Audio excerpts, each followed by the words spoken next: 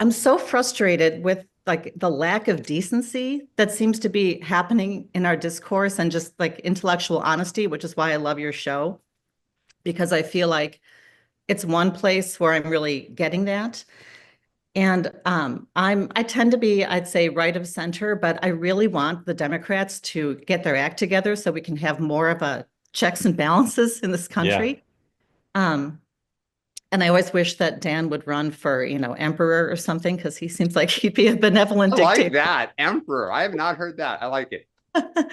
But I'm a reading tutor. And so my interest right now, my kids are already grown up, they're well educated, they're fine. But I am so concerned about the nation's report card that came Yeah. out.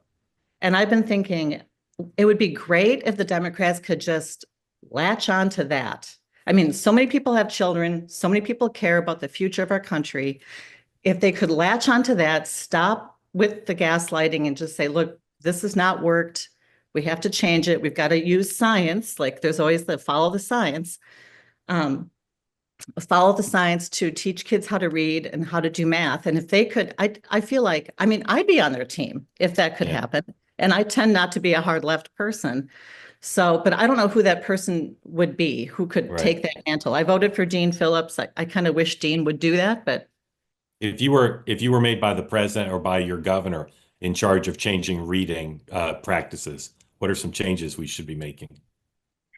well, I think we're already trying to do it in Minnesota, where a structured literacy, phonics-based approach to reading. It's a code. If a student doesn't read naturally, they have to know. They have to be taught explicitly the code. You can't just give them a book and a beanbag and say, enjoy your reading time. So it has to be individuated per kid, which is hard to do in a school setting. But I would love if they could put me out of a job and teach kids the proper way to read, because none of any of this matters if we end up with a population that is illiterate. Yep. It's the most important issue. Dan. Yeah, I think you make a great proposal in that, Sean talks a lot about the power of the MAHA movement, and so has Meghan McCain. And this kind of moms that are concerned about the health of their children. I think you can make an argument that it may be that the education of their children is a kind of similar lane, that there is an opening. For Democrats, the issue is we would have to acknowledge, I believe part of the reason that those scores were so bad was what happened during COVID when schools were Mhm. shut down. I've Mhm. said this before. Our youngest was learning to read in kindergarten when COVID hit and he was sent home. He spent his entire first grade at home. He entered second grade unable to read. He was a year and a half behind.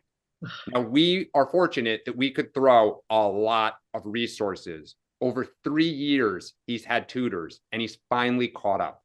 But most people cannot afford that. And so, in order for the Democratic Party to kind of seize this opening, we would have to admit mistakes that we made, and we would have to confront the teachers union, which we historically have not wanted to do. But to your point, it is, in my opinion, the right thing to do.